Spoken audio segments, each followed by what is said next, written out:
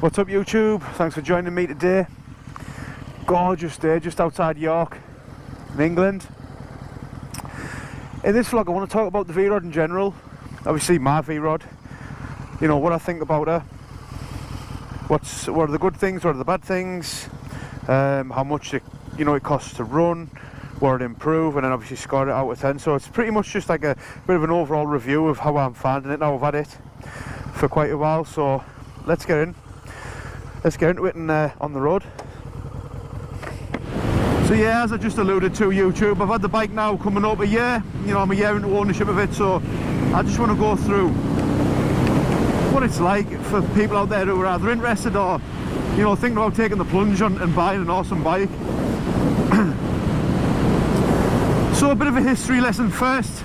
You know, why the V-Rod, why Harley chose it. So basically Harley wanted to just make a bit of a point that, you know, it's not stuck in the 19th century and it can make more than tractors and blah blah blah blah blah, and it felt pressured to do so. So what Harley did was they took a motor out of the race bike. I can't remember what the number was, it was something 1000, I want to say like R1000 motor or something like that, but don't quote me. And they began developing that, and what they wanted to do was put it into a cruiser. But what they had to do is they had to build a frame capable of taking the power and obviously the dynamics of how they wanted it to look and how they wanted it to operate and stuff like that. So they built the frame from scratch, but they made a really good job of it. There's a documentary on YouTube that I'll link in the description down below to save you searching. See how good I am. But basically the documentary, what it does is it takes you from, you know, cradle to grave of the V-Rod process, how it was designed, the first steps, all the way through end to end to the finished product, what you see me riding on today. Hello. So what Harley did to develop the motor is, obviously because it's not your standard Harley motor, it's not a big V-twin thumper. It is a V-twin, but it's not a huge displacement, you know, it's not a 117 or anything like that. It's actually an 1130cc motor, but through the different guises, through the different trims of V-rods, to make anywhere from 115 to up over brake horsepower, you know, it's just the performance is absolutely staggering. You know, it really is. And they're also water cooled. You know, the traditional Harley is actually an air-cooled motor, which everyone knows. They're a lumpy air-cooled motor which, you know, don't rev very high. Well, they do rev very high, you know, for what they are. They rev to like 5,000 revs, I guess. You know, but this isn't your traditional Harley. This revs to 9,000 revs, you know, RPM. You can get on this, you really can. As you can see, there's no vibrations. It's not like blah blah blah blah blah blah blah as I'm going along the road. It's not your traditional Harley. So the purists who believe the fundamentals of having a Harley and what it should be like, and the theatricality of it is, you know, lumping down the road and, you know, blah blah blah blah and vibrating, and yeah, this is the opposite. So this is why it's frowned upon by some of the community. For me, that's why I purchased the V-Rod, that's why I took the plunge on it, because it was different. So, segueing into that subject, why did I buy it? So, I bought the V-Rod for two reasons. One, the looks. I believe it was different. You know, I mean, it's raked out, it's a drag style bike. You sort of, you know, the wheel's right out in front of you. You sort of sat in like a clam shell position. You know, it's with your forward, so you've got your feet out and you're sort of raked out, grabbing the bars. I mean, obviously I've got the drag bars on this, but yeah, I mean, it's a super comfortable position. Obviously the solid wheels, and it looks like nothing else. It doesn't look like a traditional Harley, it doesn't look like a Yami, it doesn't look like a Suzuki. You know, it's just different, man. It just looks the part. As you can see from the beginning of the video, you know, rewind it back if you want to check it out again, or hit my Instagram channel at the Scott Rod. There's plenty of pictures on there, man, so check it out. So yeah, one was the looks, and two, the performance. The performance is just really, really nice. It's not jerky, it's got like a very smooth delivery, and it's powerful, it's there, it's urgent, it's precise. You know, you put it where you want to and it goes. And for being a raked out bike, you know, it handles as well. It doesn't, you know, you can flick it. It's not an absolute boat. So yeah, that was the two main reasons. I like to be different, and it goes like stink. So let's go on to what it's like to live with. So how about the running costs? As you can see, my fuel light's on. Yeah, it can be a nightmare for some people. For me, it's not. I don't mind. I'll get a between like maybe 100 and 140 miles. 140 miles are at best, depending on how you ride it. And it seems thirsty, but that's because I'm sat on the fuel tank, and the fuel tank is like yay big. It's a 3.3 or a 3.7 gallon tank. It's really small, and it's stuffed between my legs. I'm actually sat on top of it. This, what you see here, hello, is the airbox.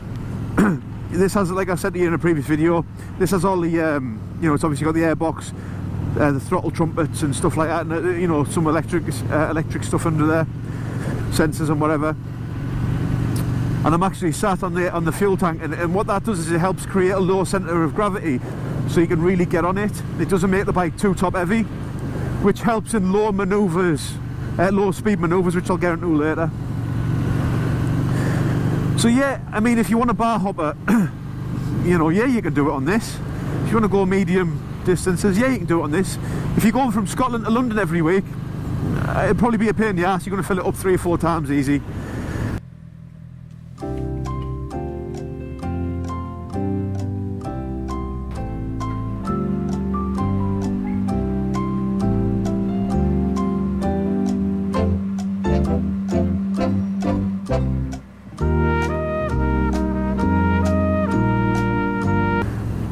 So it all depends on the rider.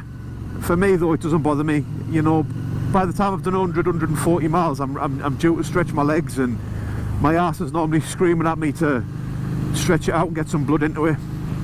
Not like that, you dirty bastards. Well, yeah, so let's talk about the handling. The handling, like I said to you earlier on, it's for what it is. Now I'm saying this for what it is. It's not sport bike territory by no means. I'm not one of these people who say my Harley's going to beat R1s and Gixxers and stuff like that. But do you see that? So we still get the respect off them. Like people are cool with the Harley guys. You know, it's, you know, I always nod at people. I always give people the wave, no matter what you're riding. You can be riding a scooter or a sports bike. I don't care. I still give people the nod or the wave. Don't be. I'm not precious about that. But yeah, for what it is, for how long it is, it handles really well. Now, where it can get, where you think it would get a bit leery, is like in car parks or something like that, due to how long it is, and obviously it is a heavy bike. I think it's like upwards of 260 kilos, so it's, you know, it's not a grom. So people, you know, you would think that car parks would be an issue, but you know what? They're not. You sort of learn to just get on with it. You know that it's raked out. You know that the wheel could flop in, but due to the low centre of gravity, I mean it's nothing. Yes, it's 200 and odd kilo, but I mean, look at that. It's really easy to manoeuvre. So I don't have an issue with the handling. So let's talk performance. A word to describe it. For a cruiser, obviously, I'd say blistering. You know, it's let me get my words out. It defines the muscle cruiser. It just wraps it up. It goes like buggery. It really does. It really does. You just squirt and it's there. What I'll do is I'll embed a video now of me accelerating, just to give you that feel for what it's like and the noise that it produces when it does that, because a V-twin screaming at like close to 9,000 RPM, it's something to be enjoyed. Create a bit of distance.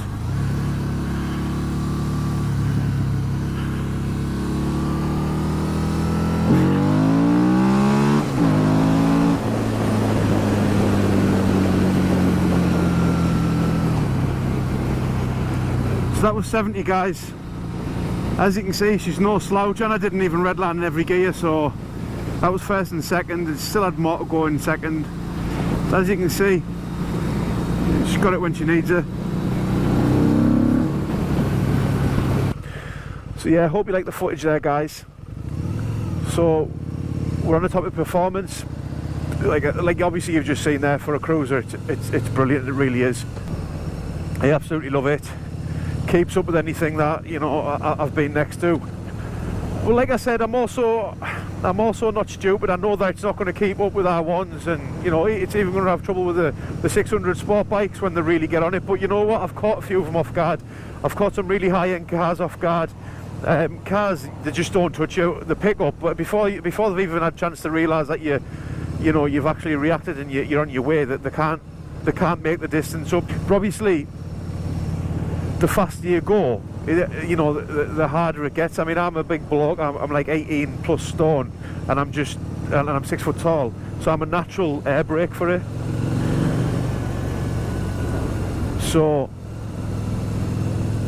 any speeds over, say, 70 mile an hour, and I'm starting to feel the wind quite a bit. It still pulls. It pulls all the way around. Be under no illusion that it doesn't. I'm just saying it gets a little uncomfortable. It slings you back in the chair, and you've got to really hold on, and potentially just tuck a little. But yeah, the performance is just crazy. It really is. Handling, again, that's fantastic. No issues whatsoever. I've already touched on the running costs regarding the fuel, but let's talk about the insurance. I mean, I'm 30-year-old and the insurance is probably 500 plus a year for me. But again, this is my first bike. Like I've mentioned in the past, this is my first road bike, so I'm building up my no claims on this.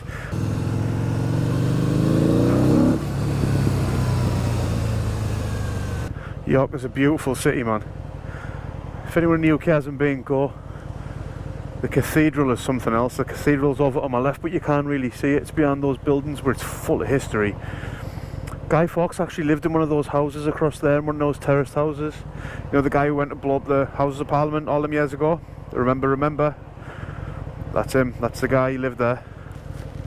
But yeah, so let's talk more about the V-Rod. As you heard, the fan just kick in and go off. It's super reliable. This is another reason why I picked this bike. It's reliability. You know, I have mates, I have close friends of mine. I mean, look at check it out, yeah, reflection time. I have friends who own the classic style Harleys, and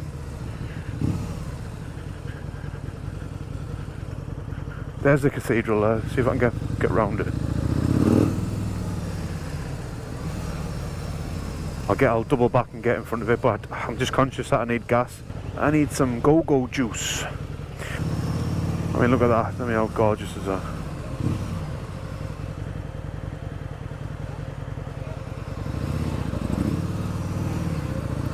What a nice city.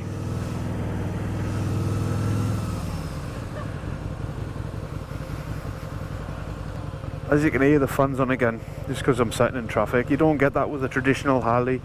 You know, it's the air-cooled motors, you just don't get that sort of stuff. So this is another reason I got it. Just the reliability of them, the Revolution motors which is in this. It's just, you know, they are what they are. They're really good.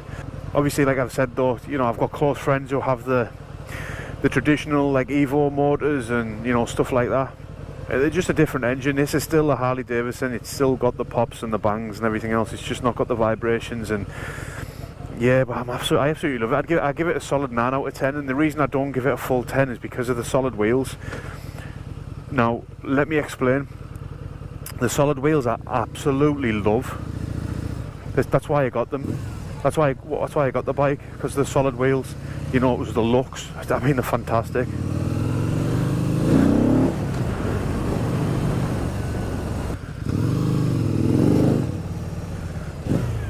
Because they're solid, they get a lot of wind. You get a lot of crosswind on them,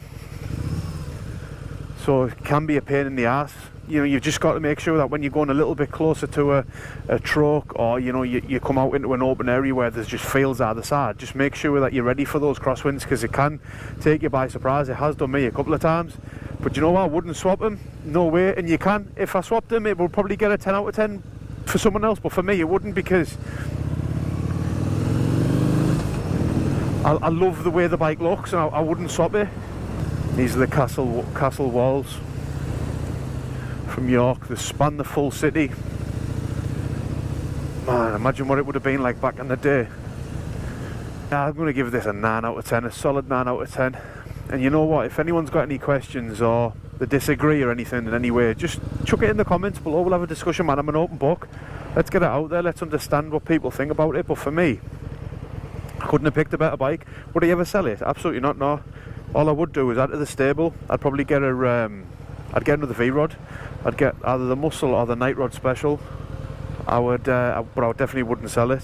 So, anyway, guys, that's my 2 pennies, 2 pence worth. You know, like I said, any information you want, chuck it in the comments. If you want to know any more, chuck it in the comments. If you want to see more about the bike, or you want to know a particular, or you want to see a particular thing on the bike, chuck it in the comments. If anyone noticed my dodgy mirror at the left, I actually loosened it so I could get a better viewing angle behind me, and then didn't tighten it all the way. Like a dick. So that's why it's a bit wonky.